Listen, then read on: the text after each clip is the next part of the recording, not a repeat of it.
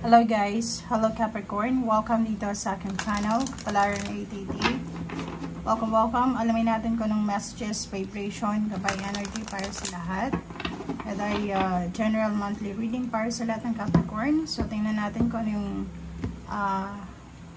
patikim or pasilip ngayong 2025 of January.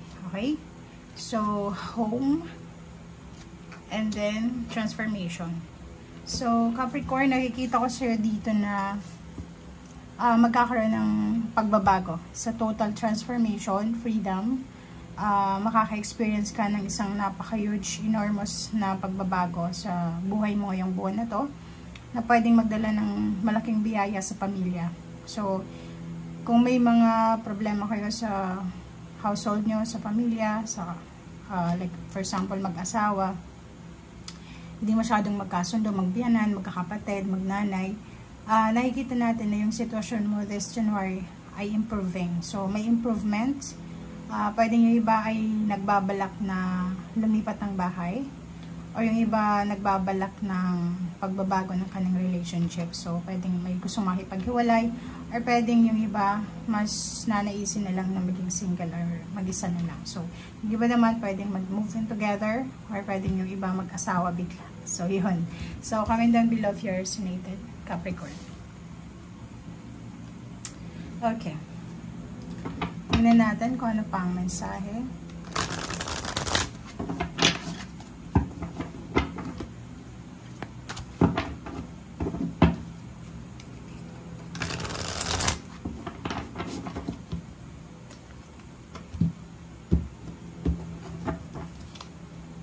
Okay, hope na nasa tamang direction tong barahan natin.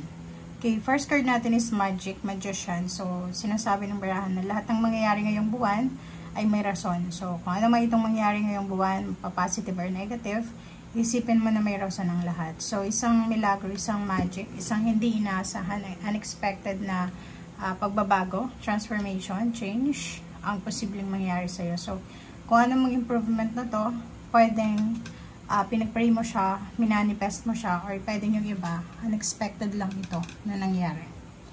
Ang next card natin is Prince of Cups. So, isang unexpected na love life or isang unexpected na relationship ang pwedeng magsimula. Yung iba din sa inyo, unexpected na friendship or commitment or connection. Wheel of Fortune. So, itong Wheel of Fortune is a confirmation of these two cards, the transformation cards and home. Sinasabi sa'yo dito talaga na makaka-experience ka ng napakalaking pagbabago sa lahat ng areas sa buhay mo na pwedeng magdala sa'yo ng malaking biyaya. So, kung nasaan ka mang estado ng buhay mo so ngayon, sinasabi sa'yo na parating na, okay? Parating na ang pagbabagong ito, mapa-emotion man, money, career, negosyo, or travel. Okay, the Chariot, another major arcana. So, 1, 2, 3. 3 major arcana na tayo. So, Capricorn, tatlong major happenings events ang posibleng mangyari sa'yo. So, ito ay travel. Pwede may bibili ng sasakyan, magbibenta mo ng sasakyan, lilipat ng bahay, lilipat ng lugar, mag-move siya. So, napakaganda na itong pagbabagong to. Okay, so, comment down below if you're resonated. So, kung nagdadalawang isip ka para dito, sinasabi na huwag ka nang magdalawang isip. Gawin mo na etong movement na to, etong pagkikilos na to, kasi ito pwedeng magdala sa'yo ng prosperity and abundance. Okay? So, nandito naman yung Three of Swords. Sinasabi sa inyo dyan na sa usaping trabaho, siguro hindi inaasahang movement to, pwedeng i-relocate ka or pwedeng ilagay ka sa lugar na hindi mo gusto. But yung iba naman, may relocation ng job or work or career. And maganda yung takbo ng relocation na to kasi pwedeng ikaw yung maging boss or team leader sa lugar na yan or sa branch na yan. Or posibleng madagdagan yung sweldo mo. Okay, the Emperor.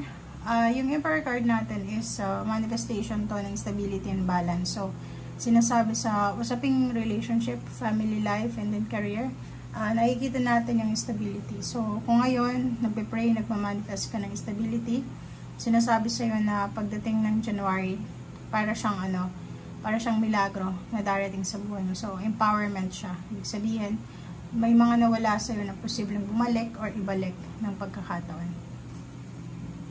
Okay, the World card, isang bagay or isang sitwasyon sa either relationship, job, career, movement, ang posibleng matapos, kontrata, in a positive way. Nakikita ko yung freedom dito. Okay, pwedeng yung iba, nag-aasikaso kayo ng papeles papuntang ibang bansa, ibang lugar, documents, paperwork, ganyan, and posibleng matapos nyo na this January, and then waiting na lang kayo sa contract or sa visa. Princess of Disc, nakikita ko yung good news tungkol sa trabaho, offer ng job, offer ng pagkakakitaan, or connection, or company, news, parang ganun. So, paki-comment sa comment section if you resonated. So, yun. So, kung ano man tong balitang to, na dadalhin sa iyo ng universe, ito yung makakatulong para maging balance yung financial mo. So, ibig sabihin, ang balitang ito is makakatulong para makapagtipid ka, makapag-ipon ka, and at the same time, makapagbibigay ito sa iyo ng sobrang happiness. So, kung makikita mo dito, lahat major arcana yung lumabas. Lahat yung pinakamataas, pinaka-successful na major arcana. So, nandito yung Magician, Wheel of Fortune, Chariot, and then the Sun.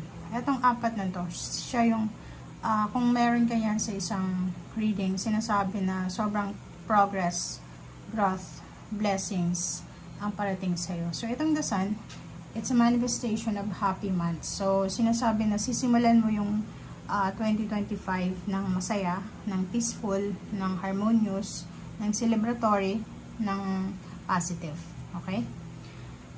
Prince of Disc. So, nakikita ko kasi dito, feminine and masculine energy. So, babae ka man or lalaki, pareho kayong makakatanggap ng mensahe or letters, chat, call regarding sa money or sa financial. So, be careful kasi baka hindi mo yan makita or marinig or pwedeng ma-misplace mo yung information. So, yun.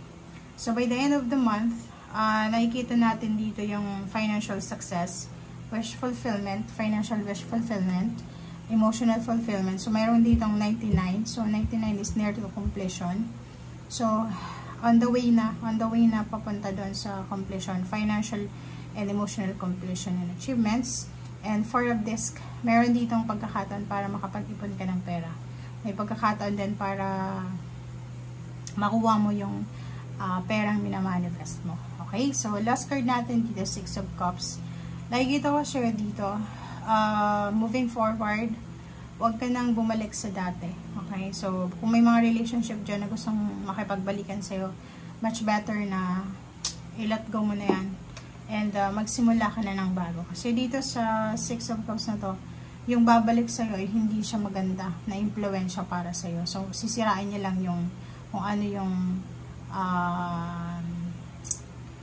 plano mo sa buhay.